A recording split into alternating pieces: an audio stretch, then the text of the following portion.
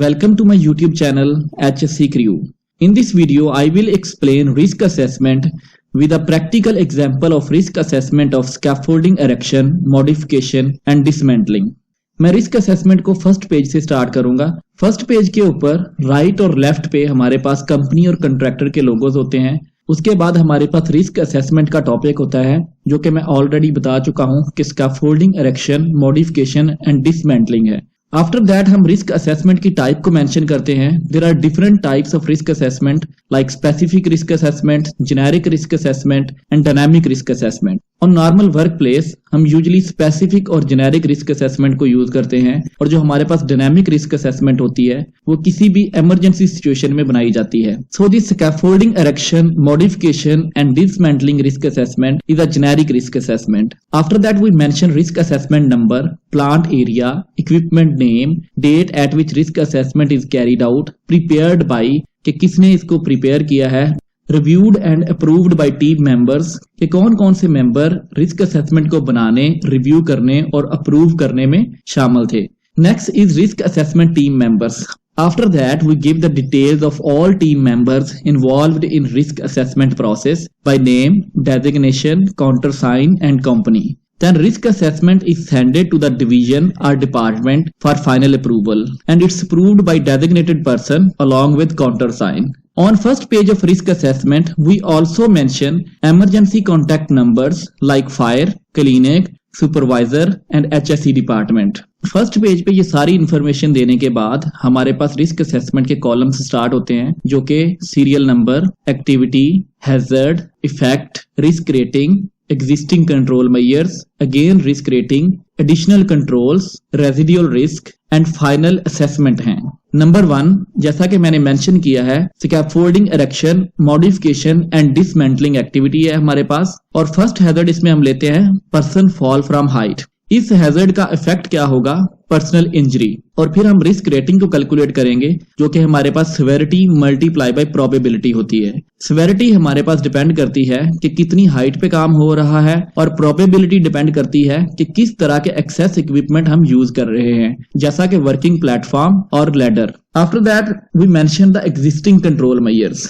In this case, existing control measures are scaffolders working at height must wear double lanyard, full body harness and anchored properly at all the time of work. Second is scaffolders working at height must wear helmet with chin strap. Third is erection and dismantling area to be barricaded and warning signs should be posted. Fourth is obstruction free access and egress to be maintained always.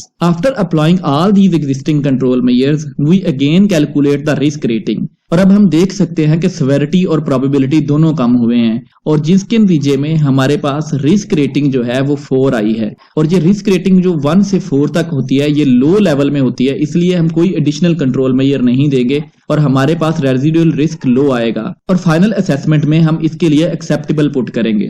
हमारे पास second hazard है fall of object. इसके नतीजे में हमारे पास क्या effect आते हैं? Property damage और personal injury. Similarly, we will calculate the risk rating, that is 3 multiplied by 3 equal to 9. And existing control measures are scaffolding components should be lifted using safe techniques, gin, wheel, bag and ropes. Second is work to be stopped when wind speed is 32 km per hour or above. This is mentioned for crane if we use crane for lifting of any component. After that, third is scaffolding material should be stacked only in approved designated area. Next is no work shall be carried out on scaffolding or below the scaffolding while scaffolding erection or dismantling work is being carried out. And the last one is housekeeping of the area after finishing the work. Now we will calculate risk rating after existing control measures. That is 2 multiplied by 1 is equal to 2. In this part, we can mention in additional control measure that when the wind speed exceeds 32 km per hour, the local situation to be assessed by using anemometer by job safety officer and supervisor, then strictly stop the activity until speed goes down. Now we can see that risk rating is 2, that is in low category. So for final assessment, we again put acceptable. Next hazard is improper access and egress. What is the effect of improper access and egress? Is personal injury. Again we will calculate risk rating, that is 3 multiplied by 4 is equal to 12. and we will talk about existing control measures. Platform should be fully boarded and wide enough to allow for safe access. Scaffolders must be provided and use at least 3 boards as a temporary platform during installation of scaffolding. Ladders must be fixed at an interval of every 10 meters for running scaffolding on both sides as applicable.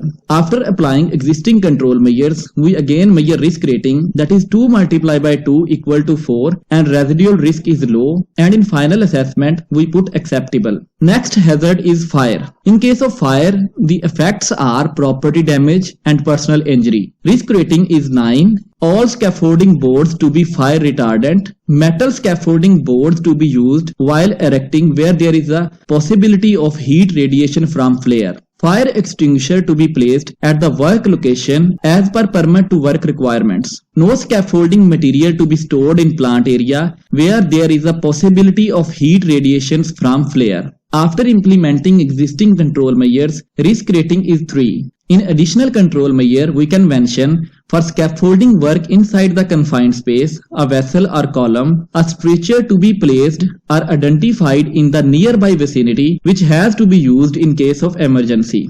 The residual risk is low after implementing the existing control measures, so we will put final assessment acceptable.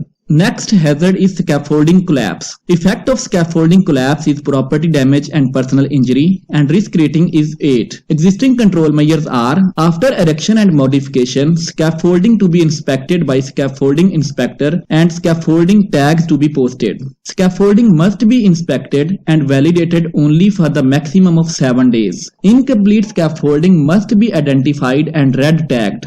Ground stability to be checked before scaffolding erection must be based on firm level foundation. For internal scaffolding, sole wooden boards to be used to protect the equipment and care to be taken to prevent any scratches or damage to the equipment. Warning flashing lights shall be provided at night where required. No material stored on the scaffolding platform unless designed to do so. After implementing these existing control measures, risk rating is 2. And in additional controls, we can mention that mobile equipment not to be placed near the scaffolding structure. If required, it must be placed parallel and about 1 meter away from scaffolding structure. As the risk rating is 2 after implementing existing control measures, then residual risk is low and final assessment is acceptable. Next hazard is poor lighting, and effect of the poor lighting is property damage and personal injury, and the risk rating is 9. Existing controls are 24-volt lighting to be arranged for internal scaffolding work. After implementing the existing control,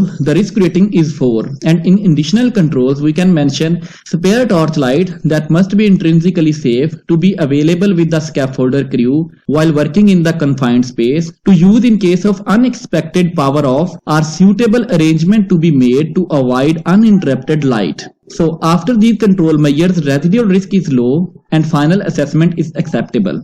At the end of the risk assessment, there is a portion on which area engineer or permit holder, job supervisor or job in charge sign against statement that I am fully aware of above risk assessment content and will be responsible for implementation of all necessary safety measures. That's all about risk assessment. Thank you very much for watching this video.